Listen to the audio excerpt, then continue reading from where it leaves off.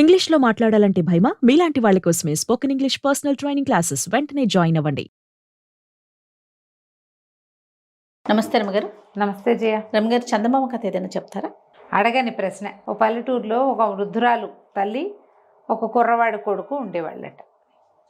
ఏమీ ఆస్తి పాస్తి ఏం లేవు వాళ్ళకి. ఏదో జీవితం అట్లా పోతూ ఉండేది.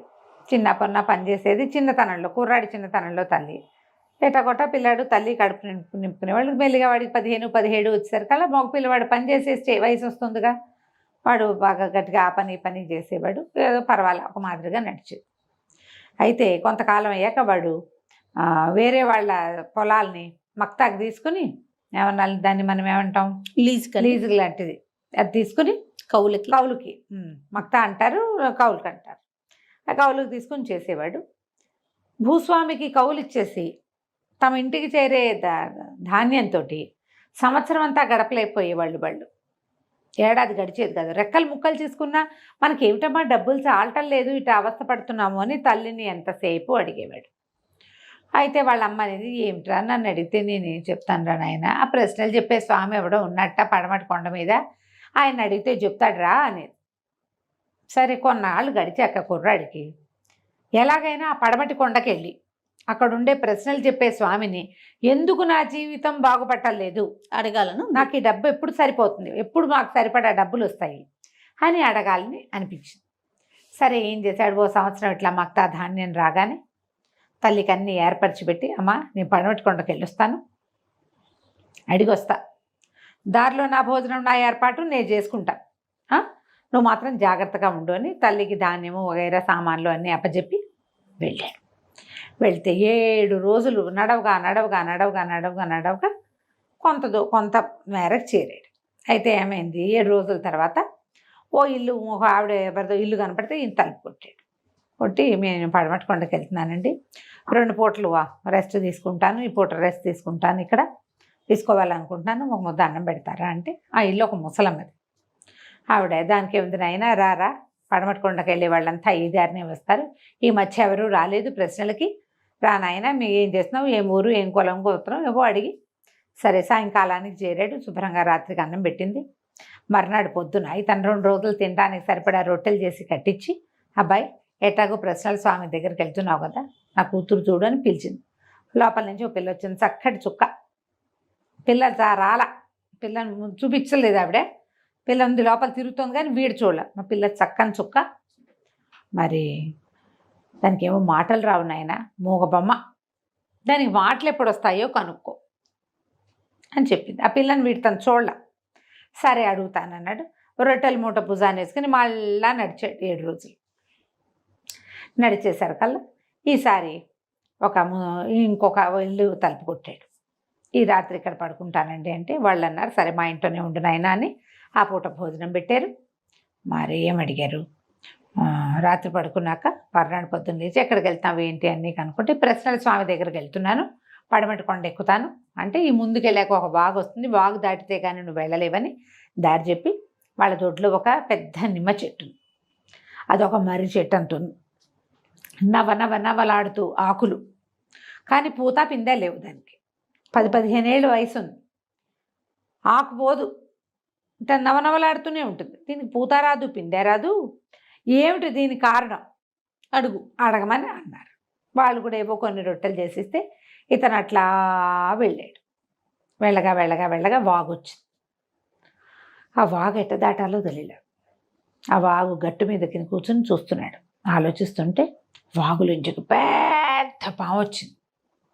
పెద్దదో మహాసర్పం ఒకటి. హడిలిపోతే, సర్పం నువ్వు భయపడద్దు, నేను సహాయం చేస్తాను, నువ్వు ఎక్కడికి వెళ్తున్నావు ఏంటి, పడమటి కొండకి వెళ్ళాలి నేను అనేసరికల్లా, నేను నా నెత్తి మీద కాలు పెట్టు, నేను దాటిస్తా, నాదొక ప్రశ్న ఉంది, 1000 సంవత్సరాలుగా ఈ వాగులోనే ఉన్నా నేను, నాకు ఎప్పుడు విముక్తి వస్తుందో కనుక్కో కాస్త, ఆ మాట చెప్పావా, ఇక అంతకంటే ఏం అక్కర్లేదు అంటే సరేనని ఒప్పుకున్నాడు. ఆ పాము పడగ మీద కూర్చుంటే పాము తీసుకెళ్ళి వాగు దాటిచ్చేసి, సరే అక్కడి నుంచి నడవగా పడమటి కొండ చేరాడు. కింద బోళ్ళంత మంది జనం ఉన్నారు. పైన ఒక పురాతన కట్టడం ఒకటి కనపడింది, చాలా పెద్దది. ఆ ప్రశ్నలు చెప్పే స్వామి ఆ కట్టడంలోనే ఉంటారని చెప్పారు వాళ్ళు చుట్టుపక్కల జనం. సరే స్వామీజీ దగ్గర పైకి వెళ్ళాడు.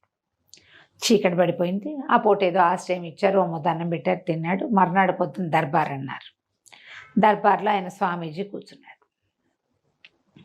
సరే ఏం అడగాలనుకున్నామంటే, నాదొక్క ప్రశ్న అండి, మధ్యలో 3 ప్రశ్నలు జమ అయినాయి, యాడ్ అయినాయి, మరి 4 ప్రశ్నలు అండి. నేను ఎవరివైనా సరే, నీవా ఇంకొకళ్ళవా సంబంధం లేదు, 3 ప్రశ్నలకే నేను సమాధానం చెప్తా అన్నాడు. ఈ అబ్బాయి ఎందుకు వచ్చాడు అసలు ఇంత దూరం? నాకెందుకు సంపాదన రాదు, నాకెందుకు డబ్బు తన సమస్య కోసం తన ప్రశ్న అడగల, ఈ 3 అడిగాడు. వాళ్ళ ముగ్గురివి అడిగాడు. 3 ప్రశ్నలకి సమాధానం లభించింది. దండం పెట్టుకుని వచ్చాడు. ఇక మళ్ళీ నడు నడు నడు నడు నడిచి వాగు దగ్గరికి చేరాడు. ఆ సర్పం కనపడింది. అడిగావా నా గురించి అన్నాడు. ఎందుకు అడగలేదు, బ్రహ్మాండంగా అడిగాను. నీ నెత్తి మీద ఒక మణి ఉందిట, నీ తల మీద మణిని కనుక తీసేస్తే నీకు శాప విమోచనం వస్తుందని చెప్పాడు ప్రశ్నల స్వామి. ఆనంగానే సర్పం తన పడగ ఇట్లా విశాలంగా చేస్తే మణి కనపడుతోంది పడగ మీద. మామూలుగా ఇట్లా కనపడుతుంది పాము, కొంచెం అది బాగా ఇట్లా విప్పారిస్తే కానీ కనపడదు. ఎవరో తీయటం ఎందుకు, నువ్వే తీసేసి అంటే ఆ సర్పపు దగ్గరికి వెళ్ళి తన మణి లాగాడు పెట్టి. ఆ మణిని లాగేసరికి ఈ సర్పం ఒకేసారి గంధర్వుడిగా మారిపోయింది.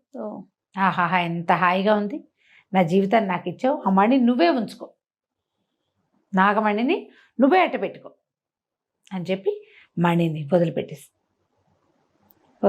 వెళ్ళిపోయాడు.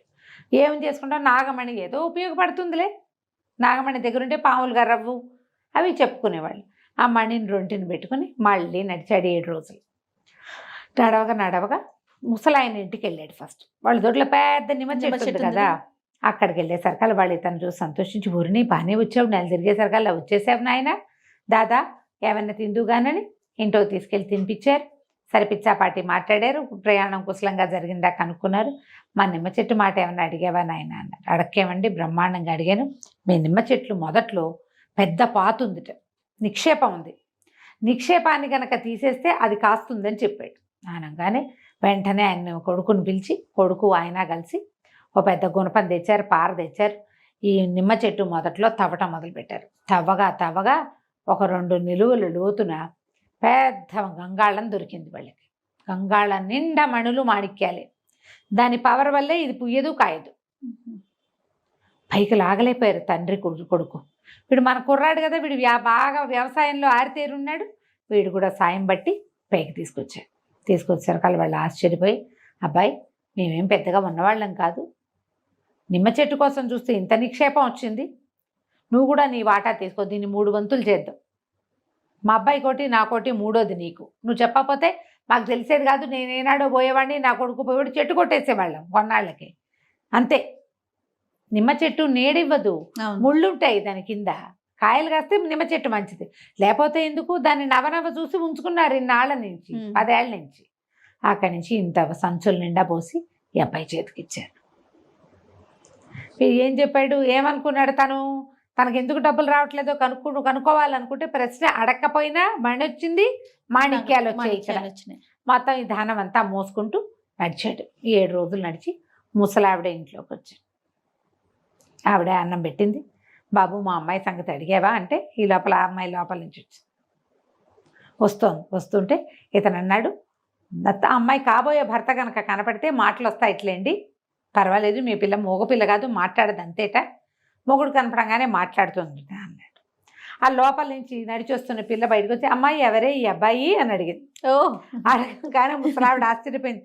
అయ్యో రామ, పిల్లకి మాట వచ్చేసింది, నువ్వే దీని మొగుడు కాబోలు, కిందటిసారి నువ్వు కనపడప్పుడే మాట్లాడేదేమో, అప్పుడు చూపించలేదు, పిల్లని చూపించలా, ఆ పిల్ల లోపలే ఉంది. సరే దాంతో ఆవిడ సంతోషించి, మా బాబే పెళ్లి చేసుకొని ఆయన పెళ్లి చేసేస్తాను, మీ ఇంటికి తీసుకెళ్ళు, తర్వాత ఎప్పుడో మేము వస్తానులే అని పిల్లనిచ్చి పెళ్లి చేసేశారు. ఆ పిల్లని ఎడ్ల బండి మీద ఎక్కించుకుని తను తెచ్చుకున్న ధనపు బ్యాగులు కూడా దాని మీద పెట్టి ఇంటికి నడుచుకుంటూ పోయాడు. ఇంటికి వెళ్ళిపోయాడు. ఇంటికి వెళ్ళేసరికల్లా సరే తలుపు కొడితే వాళ్ళ అమ్మ తడుగుకుంటూ వచ్చి తలుపు తీసింది. అమ్మ ఏమిటి తడుగుకుంటున్నావు, ఏమైందమ్మా అంటే, ఆయన ఏంటో నాకు కళ్ళు పోయినాయి అనేసరికల్లా, అయ్యో ఇట్లా అయిపోయిందని ఉండమ్మా, ఇదిగో నీ కోడల్ని తీసుకొచ్చాను అని చెప్పేసి ఆ పిల్లని చేత్తో పుచ్చుకెళ్ళి తల్లి దగ్గరికి వెళ్ళాడు. తల్లి దగ్గరికి వెళ్ళి తల్లిని కావలించుకున్నాడు.